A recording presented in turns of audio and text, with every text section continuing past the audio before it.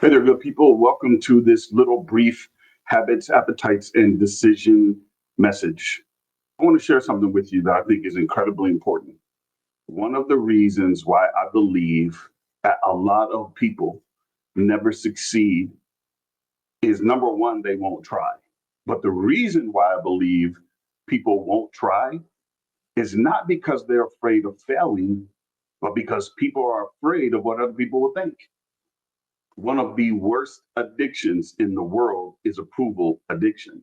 The desire for other people to simply approve of you all of the time. It's just not something that is possible. It's just not something that is reasonable. Do you recognize and realize that every time you try to make somebody be okay with you, even at a moment's notice, they'll switch up the game on you again and start to say, well, I know you did this, but you didn't do that.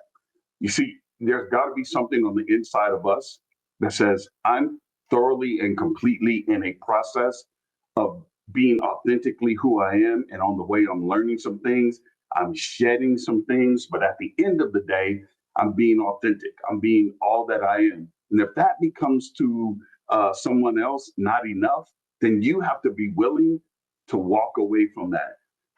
Most of you use things like this. You have a vision board and you've got a vision board, and while you have a vision board, it's great. And you put it down, you write it down. And if you're a Christian like me, then you put scriptures next to it, right? There's various different things that you put around it, right? To reinforce where you're going, what you're doing, et cetera, et cetera. But the thing that never happens though is that you never take any action. Last night I was on a podcast and we were talking, and when my guest made a statement afterwards, he said, none of this will be helpful for you unless you take action.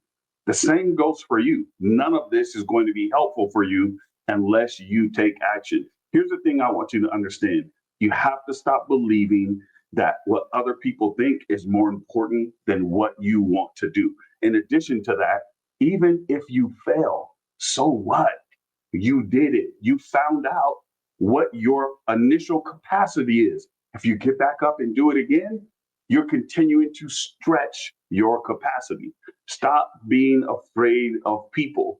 Failure is inevitable. In fact, I believe that almost everything we learn valuable comes from failure.